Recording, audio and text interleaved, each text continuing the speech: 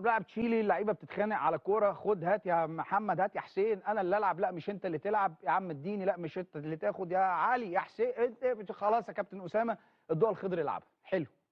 راجع حطها جول في الدقيقه 95، كسبنا، فرحنا، الناس مبروك مبروك مبروك عليكم وعلينا، احنا صعدنا واللعيبه بتواسي لعيبه تشيلي خلاص، والناس فرحانه والدنيا تمام، وحاله بقى لطيفه جدا جدا. ثم بعد 5 6 10 دقائق ما ادريتش ايه، ما عرفتش ايه، ما شفتش ايه، الحق مش احنا واخدين انذار؟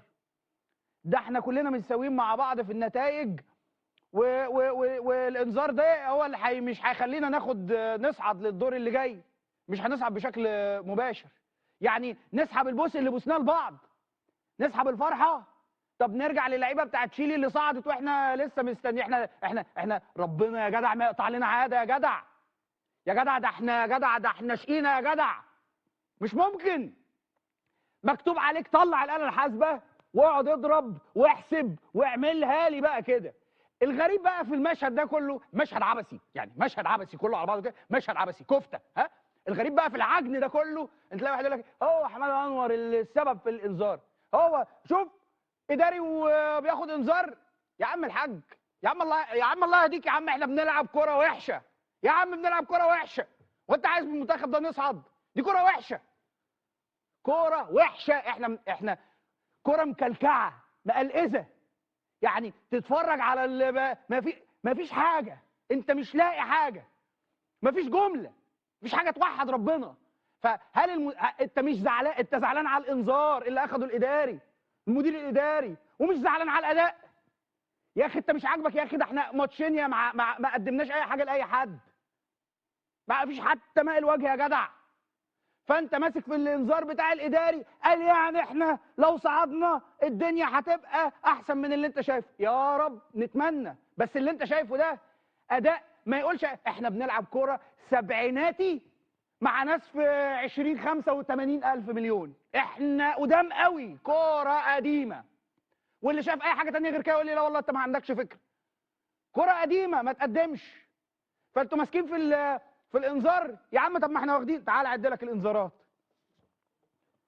احمد نايل واخد انذار، عمر خضر واخد انذار، احمد وحيد واخد انذار، مهاب سامي واخد انذار. اللعيبه مش المفروض نقول لهم ما تاخدوش انذارات؟ واخد انذار، هنعمل ايه يعني؟ امر الله يا اخي.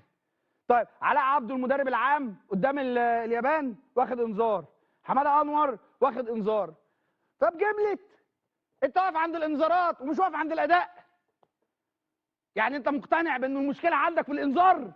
انت مقتنع اقنعوك بكده؟ يعني قعدوا معاك بص خد بالك بقى احنا كنا جامدين قوي، بس المشكله حماده انور لو ما كانش اخد ده احنا كنا. يا راجل بقى يا راجل، ادونا شويه منطق يا جماعه، شويه عقل يا جماعه، مخ بقى، يعني نتكلم مع بعض، المخاخ بتكلم بعضها، ما تقولولناش اصل لو ما اخدش الراجل الانذار احنا كنا صعدنا.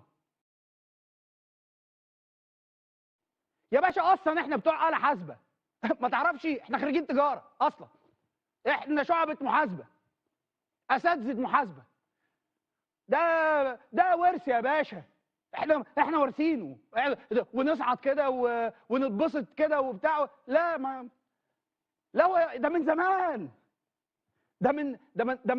ده من وانا عيل صغير قد كده بنمسك الورقه والقلم. ما تقفوش عند انذار ومش انذار وبتاع. احترموا عقولنا يا جماعه، احترموا، احنا ما لناش كوره حلوه. عايز حد بقى يقول لي الاعداد بتاع المنتخب، ما نتكلم في الاصل بقى، اعداد المنتخب ما كان عامل ازاي، التجهيزات كانت عامله ازاي، الماتشات اللي احنا لعبناها كانت عامله ازاي، احنا كنا رايحين وعايزين ايه من الماتشات، احنا كنا كذا كذا. دي الحاجات اللي بنتكلم فيها في الكوره. لكن النهارده عشان تقنعني انه انذار هو اللي مخلينا واقفين على السلمه مش عارفين يعني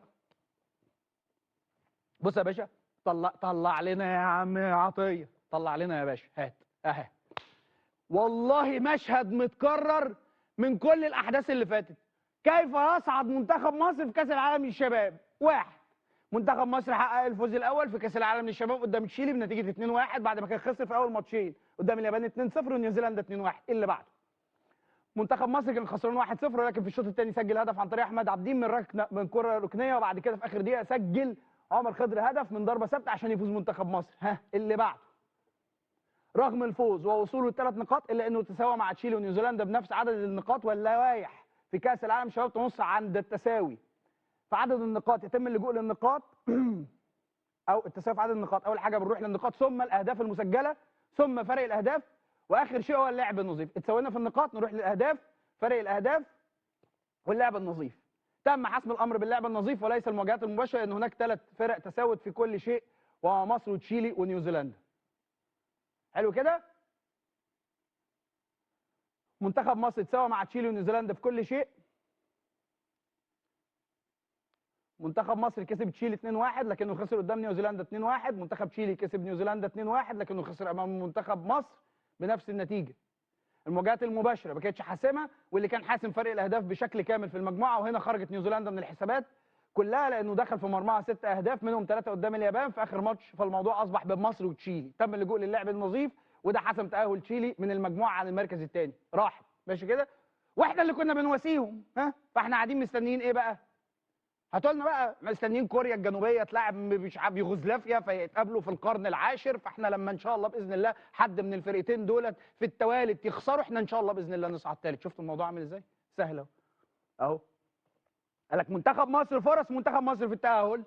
عزيزي المشاهد، منتخب مصر دلوقتي محتاج على الاقل سقوط منتخبين، 2 يوقعوا لنا، ورصيد النقاط لا يتجاوز 3 مع وضع في الاعتبار الاهداف المسجله وفرق الاهداف. قصه ابو زيد الهلالي والنبي، قصه ابو زيد بص مكرره بقى لها مليون مره. بعد الفاصل